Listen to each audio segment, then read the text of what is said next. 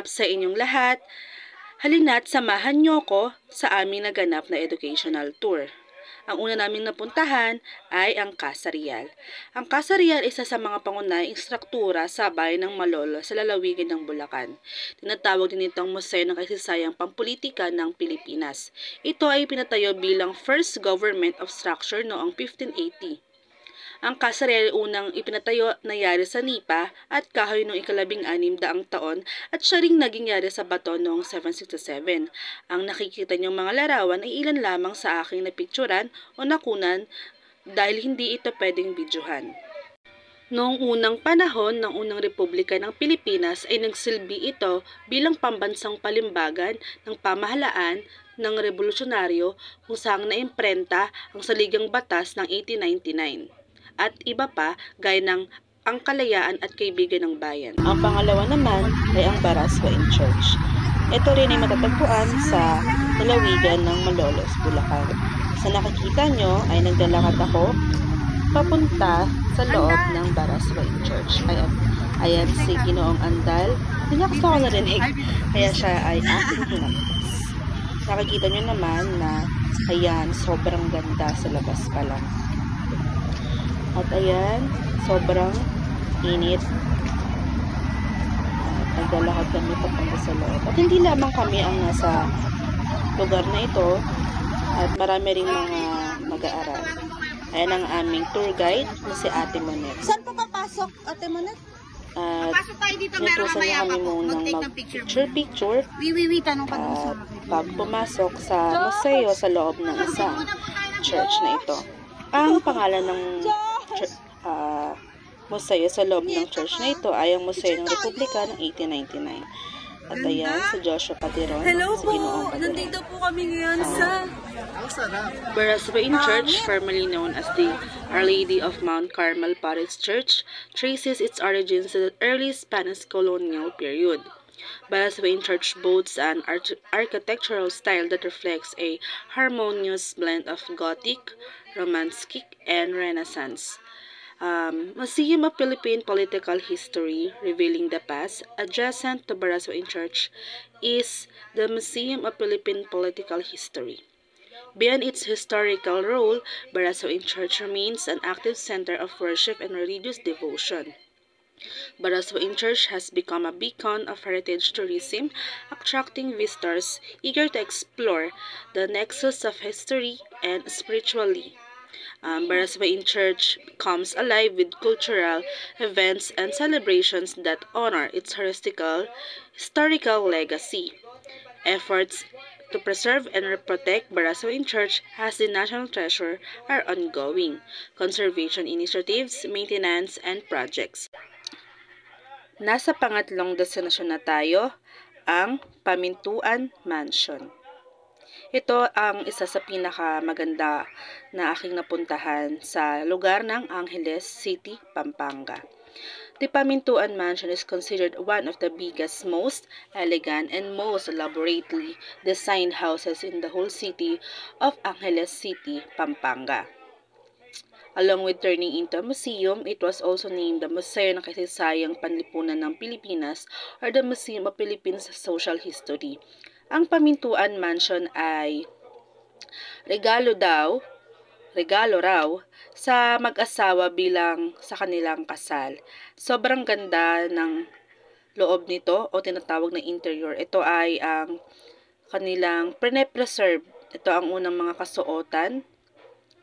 Ayan. Sa mga nakakita nyo, pause nyo lang. Ayan.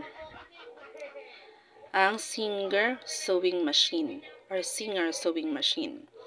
Ayan, sobrang napapreserve nila. At makakita nyo rin, ayan, ang unang plancha noong unang panahon. Ayan, mga salakot. Ayan, sobrang ganda. Ayan, mga tela na mahal noong unang panahon. Ayan ang labas, ang Pamintuan Mansion. The mansion had many reincarnations, for it served many purposes for different groups and individuals. It was once the headquarters of General Antonio Luna in 1899, the seat of Philippine Republic in May 1899, and the site of the first anniversary celebration of the Declaration of Philippine Independence on June 12, 1899. Nakikita nyo ang mga radyo noon, mga casket noon, sobrang ganda. Ayan, mga radyo, mga sinuunang radyo. Hindi ba't nakakamangha man na makakita ngayon sa panahon ngayon ng ganyan ng mga nakapreserve. Salamat sa ating mga tagapangalaga ng mga museo. At sa pang-apat naman na destinasyon, ito ay mga kuha papunta roon. Ayan. Sinibinibining, Rika at Mia. Sobrang saya. Sobrang saya ng aming educational tour. Hindi pa nagtatapos pero ayaw naming matapos. Literal. Ayan. Habang papunta sa Villa Alfredo Resort, ito ang aming mga kaganapan. Kasama namin ang iilan sa Phil 1. Yan. Salamat po sa aming tour guide na si Ate Monet at hinahayaan kaming mag-ingay at maggulo. Yan.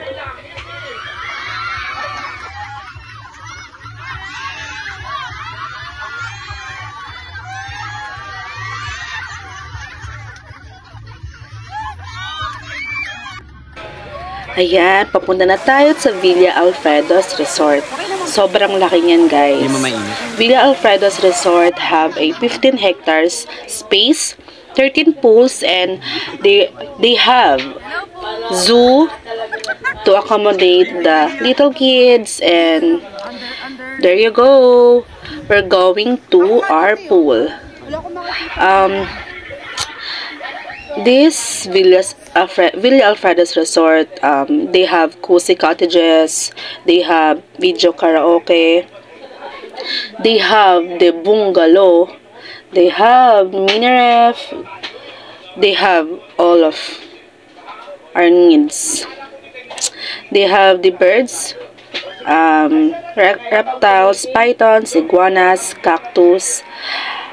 We don't have the pictures, but they have the mini zoo. Yan, meron dyang slide. Sobrang ganda. At pagkatapos naman sa pag-swimming sa Villa Alfredo Resort, ito ang aming dinner. Ayan guys, as you can see, we are at Lola Ima's Pampangas Cuisine. Yan. Sobrang sarap ng food guys. We have coffee before going to our home. Ayan, ganda-gandahan siya. Kanta-kantahan kasi mamaya tulog na.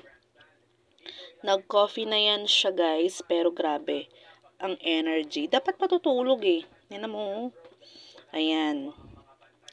Bagsak. Si Binibining Mia. Ayun lang po.